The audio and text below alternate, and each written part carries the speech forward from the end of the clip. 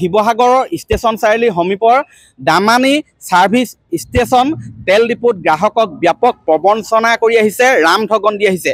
যোৱা শনিবাৰে CPIৰ এটা দলে শিৱসাগৰৰ পৰা তিতাবৰলৈ বুলি তেওঁলোকৰ এখন সন্মিলনলৈ যাবলৈ বিচাৰিছিলে আৰু সেই সময়তে তালৈ যোৱাৰ প্ৰাকখনত এই যিখন বাহন দেখিছে AS01BX0555 এই নম্বৰৰ এই যিখন বাহন এই গাড়ীখনতে তেওঁলোকে ফুল টেংকি কৰি ডিজেল ভৰাব বিচাৰিছিলে আৰু তেওঁলোকে ফুল টেংকি কৰিলে।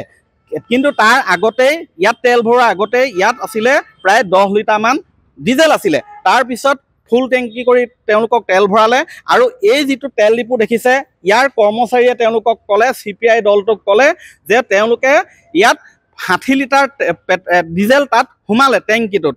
কিন্তু আচৰিত কথা, যিখন বাহন আমি দেখুৱালোঁ সেইখনত ধৰে মাত্ৰ 50ৰ পৰা 54 লিটাৰ ভিতৰতহে ডিজেল ধৰে। তেনে ক্ষেত্ৰত 60 লিটাৰ ডিজেল তেওঁলোকে কেনেকৈ ভৰাব পাৰিলে সেয়া তাক লৈ প্ৰশ্ন উত্থাপন হ'ল। তাৰপিছতে আৰক্ষীৰ কাষ চাপিলে আৰু যোৱা নিশা আৰক্ষীৰ উপস্থিতিত সম্পূৰ্ণ ইয়াৰ তেলৰ টেংকিটো খালী কৰি পুনৰ ইয়াত ডিজেল ভৰোৱা হয় আৰু তেতিয়া ধৰা পৰে যে ইয়াত 54 লিটাৰহে ডিজেল সোমালে। গতিকে 6 লিটাৰ ডিজেলৰ বাবদ তেওঁলোকে অতিৰিক্তভাৱে ধন আদায় কৰিছিলে। এনেধৰণে এই যিটো ডিপু মেছাৰ্ছ দামানী ছাৰ্ভিচ ষ্টেচন এই ডিপুটোৱে গ্ৰাহকক ব্যাপক যে প্ৰবঞ্চনা কৰি আহিছে, ৰাম ঠগন কৰি আহিছে সেয়া স্পষ্ট হৈ পৰে। আৰু ইতিমধ্যে এই সন্দৰ্ভত শিৱসাগৰ সদৰ থানাত গোচৰ ৰুজু কৰিছে, তেওঁলোকে এজাহাৰ দাখিল কৰিছে। CPI কৰ্মী আছে যিসকল সেইদিনা ঘটনাটোৰ সাক্ষী আছিলে, কি ক'ব? হয়, সিদিনা আমাৰ 6 তাৰিখৰ দিনাখনি আমাৰ ভাৰতীয় কমিউনিষ্ট পাৰ্টিৰ ৰাজ্যিক সন্মিলন আছিলে তিতাবৰত। সেই উদ্দেশ্যে আমি এটা অধিকাৰ যাত্ৰা উলিয়াইছিলোঁ অল ইণ্ডিয়া ইউথ ফেডাৰেশ্যন আৰু অল ইণ্ডিয়া কিষাণ সভাৰ লগত পৰা। তেতিয়া আমি যেতিয়া ইয়াতে ৰাতিপুৱা প্ৰায় 9:30-10 বজাৰ ভিতৰত আমাৰ এখন গাড়ীত ইয়াত তেল ভৰ ল'লোঁ। তেতিয়া তেওঁলোকে আমি ক'লো ফুল টেংকি কৰিবলৈ। তেতিয়া তেওঁলোকে কি কৰিলে, ইয়াতে তেল ভৰালে, তেওঁলোকে 60.8 লিটাৰ তেল ৰিচিপ্ট দিলে। কিন্তু আমাৰ গাড়ীখনৰ আচলতে 50 লিটাৰহে আমাৰ হেৰি ধৰে। গতিকে মানে কেপাচিটি আমাৰ সিমান আছে। গতিকে আমাৰতো সন্দেহ হৈ গ'ল। সন্দেহ পাছত আমি জিলা প্ৰশাসনক মানে আমি অৱগত কৰিলোঁ আৰু আমি যেতিয়া আমি কোম্পানী ফালৰ পৰা হওক বা আমি যেতিয়া নেটত চাৰ্চ কৰিলোঁ তাত 50 লিটাৰ আছিলে আমাৰ কেপাচিটি। তো সেইকাৰণে আমি এটা এই যি ঠগবাজি হৈ আছে তাৰ কাৰণে আমি তাতে এজাহাৰখন দাখিল কৰিলোঁ। আৰু তাৰপাছত যোৱাকালি আপোনাৰ আবেলি সময়ত তেতিয়া তেওঁলোকে আমাক মাতিলে, আহি গাড়ীখনৰ সম্পূৰ্ণ তেওঁলোকে হেৰি কৰিছে, আপোনাৰ টেংকি খুলিছে, আপোনাৰ ইঞ্জিনৰ তালৈকে সকলোখিনি ড্ৰেইন কৰিছে, তেওঁলোকে সম্পূৰ্ণ তেল উলিয়াই লৈছে। উলিওৱাৰ পাছত তেওঁলোকে যেতিয়া তেলখিনি ভৰাইছে, আমি কৈছোঁ মেনুৱেলি ভৰাব লাগিব, তেওঁলোকে ভৰাইছে এনেকৈ। ভৰাওঁতে আপোনাৰ 53 পৰা 54 লিটাৰহে তাত সোমালে।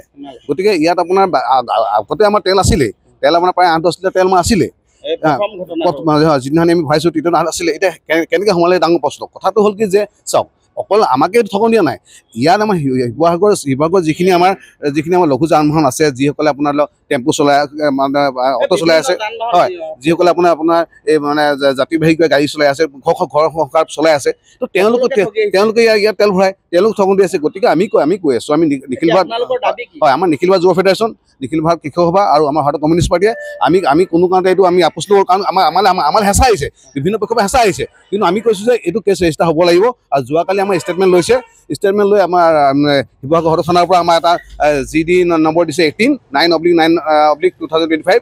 আমি এইটো কৈছোঁ যে আমি কৈছোঁ যে ইয়াৰ যি মানে মালিকত্ব বিষয় আছে, যি মেনেজাৰ আছে, তেওঁলোকৰ মানে আপোনাৰ তদন্ত কৰি উচিত শাস্তি দিয়ক।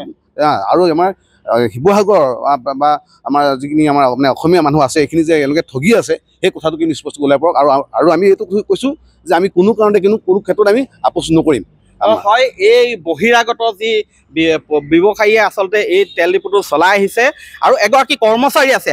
আপুনি কালি কি দেখিলে, কিমান সোমালে তেল ইয়াত? আপুনিতো আছিলোঁ বুলি কৈছিলে উপস্থিত।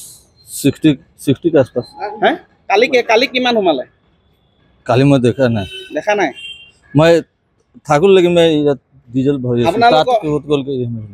গম পোৱা নাই।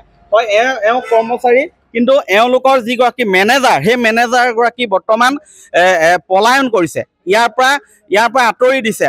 আমি যেতিয়া ইয়াত ভাষ্য ল'বলৈ আহিলোঁ তেতিয়া তেওঁ আঁতৰি গুচি গৈছে ইয়াৰ পৰা। কাৰণ কালি আৰক্ষীৰ উপস্থিতিত যেতিয়া ইয়াৰ পৰীক্ষা নিৰীক্ষা কৰা হয় ছবিখন স্পষ্ট হৈ পৰে জালিয়াতি তথা প্ৰবঞ্চনাৰ ছবিখন স্পষ্ট হৈ পৰে আৰু তাৰ পিছতে মুখলজ্জাৰ বাবে দায় হাৰিবৰ বাবে ইয়াৰ পৰা মেনেজাৰ কিন্তু বৰ্তমান আঁতৰি গৈছে কেমেৰা দেখি আৰু ইয়াৰ পৰৱৰ্তী পৰ্যায়ত আৰক্ষীৰ সৈতে আমি যোগাযোগ কৰিছোঁ তেওঁলোকে ইতিমধ্যে প্ৰাৰম্ভিক যি তদন্ত কৰিছে তাত ছবিখন স্পষ্ট হৈছে আৰু অধিক তদন্ত কৰিব বুলি আমাক আশ্বাস দিছে আৰক্ষীয়ে যাতে এটা উচিত তদন্ত কৰি এই ধৰণৰ ঠগবাজি কৰি অহা গ্ৰাহকক ৰাম ঠগন দি অহা এই তেল ডিপু আৰু তেল ডিপু কৰ্তৃপক্ষৰ যাতে বিহিত পদক্ষেপ লয় ব্যৱস্থা লয় তাৰ বাবে এই CPI দলটো তথা সৰ্বসাধাৰণ গ্ৰাহকেও সেয়াই দাবী উত্থাপন কৰিছে আপুনি বিচৰা বাতৰি পাব কেৱল নিউজ 18 এপত নিউজ 18 এপ ডাউনলোড কৰিবলৈ স্ক্যান কৰক এই QR কোড গুগল প্লে ষ্টৰতো পাব এই নিউজ 18 এপ